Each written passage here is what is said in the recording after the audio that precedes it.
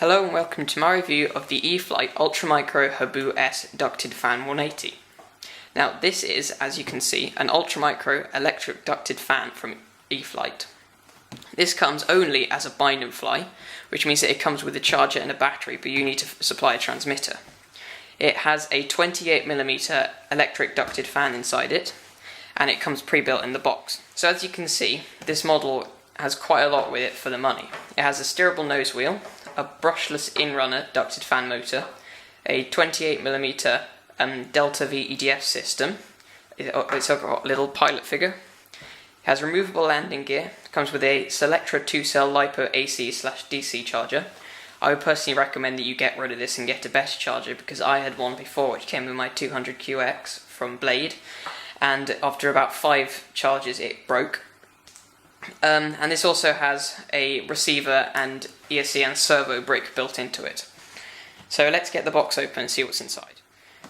So here we go, we're going to open up the box. Now inside the box you obviously have the Habu itself, which comes pre-assembled. You have the not particularly good Selectra 2-cell LiPo charger, and you have some charge leads. So this comes with just some crocodile clips, and it plugs in there. Now obviously you get a LiPo in the box. So as you can see, the Habu comes in a box which can actually be used as a carry case. It has a handle, and the Habu can be put in this for transportation and for storage. To get it out, just remove that, and out comes the Habu with the undercarriage pre-installed. So here we can see the Habu S itself. This is my first Eflite Ultramicro, and I was actually surprised by how large it was, as I'd expected it from photos to be quite a lot smaller than this. Compared to the Eflite F16, it's quite a large Ultramicro, the F16 being considerably smaller than the Habu. Now the foam that's used in the construction of the Ultramicros is not particularly strong. You can see that just from holding this, it's wiggling, and the wing has quite a lot of flex in it. So it's quite a good idea to put some packing tape along the leading edge of the wing, and also to put some on the tail, unless you want yours to break very quickly. Now as you can see, the Habu has the pre-installed landing gear. It's got a steerable nose wheel. I'm going to be removing this landing gear so I don't fly from a paved runway. And it has a small battery compartment in there for the supplied 2-cell 200 mAh LiPo. Now the servos included with the Habu are linear long throw servos. As you can see, for belly landing they have these little plastic covers over them to prevent them from being damaged. You may find that you don't get a manual in the box. However, don't worry. Normally, they put the manual on the bottom of the polystyrene container that the aircraft's in. So here we have the Habu again. I've removed the landing gear. It was very simple. With the main gear, you just pull up this piece here and slot them out. And with the nose gear, you just pull on it quite hard, because this piece here likes to get caught on the nose gear mechanism, so you do need to pull it quite hard to get it out. So anyway, onto the CG. One important note is that in the manual, although the CG that they give is correct, which is 37mm behind the leading edge, you need to make sure that you go right from this point here where the wing meets the intake duct. Another point is that you do have to be careful, because the diagram in the manual which shows the CG shows it as being around these two little squares here. However, if you actually measure it, you'll notice that that is not the correct CG. The correct CG is around here, basically at the back of the two warning stickers. I just made a little mark, and you'll notice that if we get it with the included 25C 200 mAh 2S LiPo, if we go from where they tell you to go, which is around there, with the diagram, it's incredibly nose heavy.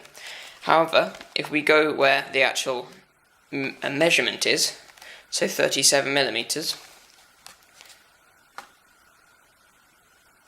it bounces perfectly.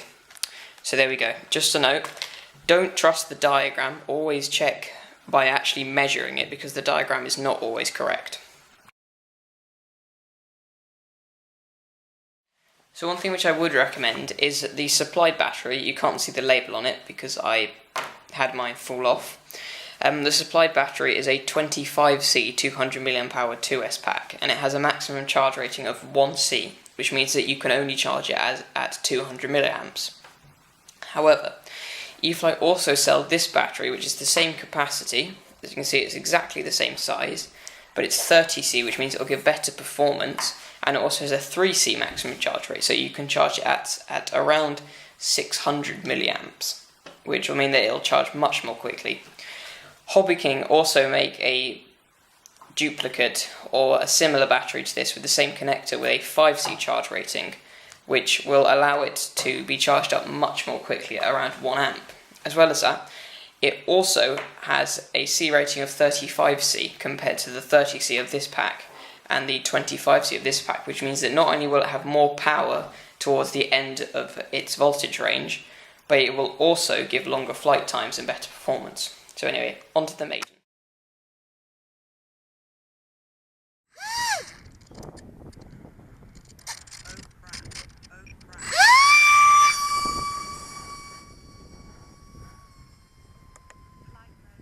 There's a bit of wind.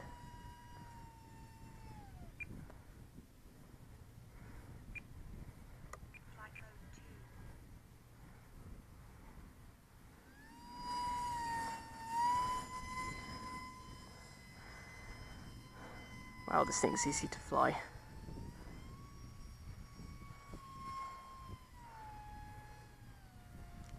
It's not actually that loud. I remembered it being much louder than this. Easy to see as well, thanks to that nice vibrant paint scheme. Go for a high-speed pass.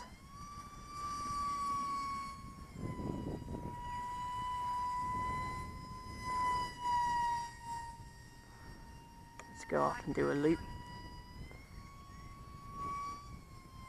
That was a bit of a rubbish loop. I'm in experience mode here. I was in intermediate mode for a little bit, just whilst I got a grip of this thing. It's quite a windy day.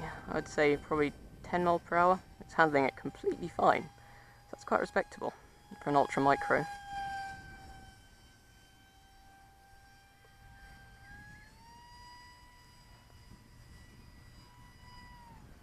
Just a tip, if you're going to do a roll on low rates, make sure you have plenty of speed and plenty of altitude,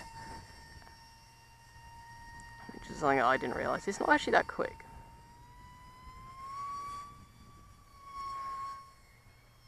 I was expecting it to be super speedy. I mean, it's quick, obviously, for its size, and for an ultra micro, but for an RC plane, compared to my Mosquito and my Spitfire, this thing's pretty slow.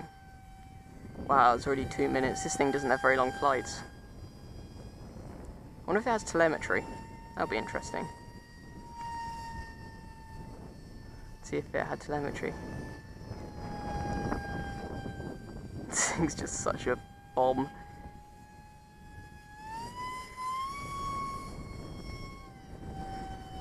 I'm on a 3-minute timer for the maiden flight. That's what they recommend you do for the maiden, and then as you get a few more flights you can gradually increase the timer to a time that you find comfortable. Because the problem with EDFs is flight times for this thing can vary from 5 minutes to 2 minutes depending on how you fly it.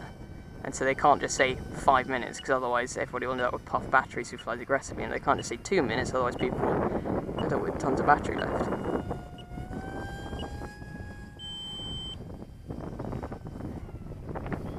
Right, I'm going to bring it around. I'm sort of standing at the end of the field, the wind coming towards me, which does make it a little bit harder to land. Everything's pretty easy to fly.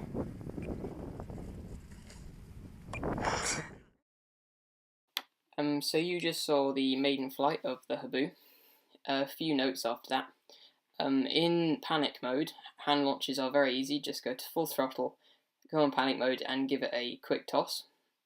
Another note is, if you want to do aerobatics like rolls and loops, it's definitely not such a good idea to do them in low rates. So make sure you have plenty of altitude and high rates. Now I'm running the Expo and dual rates as advised in the manual, and I found that on high rates rolls were very quick and crisp, but on low rates they were quite barrelish and slow. Another note, this aircraft is very, very floaty, so when you're coming into land you can just cut the throttle and glide it in. However, if you're using this as an EDF trainer, please be aware of the fact that most EDFs will not do this. Another note is the fact that for belly landings you do want to be careful to avoid damaging the aircraft. Even on a fairly light belly landing, it does have a tendency to get quite a few dents in the underside, so you might want to put some packing tape on it to make it a bit stronger. I found that a flight time of about 3 minutes was pretty good, with mostly around half throttle flying with a bit of full throttle and aerobatics. So if you want to go for 4 minutes, you probably need to be under half throttle most of the time, and for under 3 minutes you probably be cruising around to full throttle. So anyway, if you're looking at getting this aircraft as a first EDF or a first ultramicro like I did, I would thoroughly recommend it. It's definitely worth the money, especially if you can get it on sale.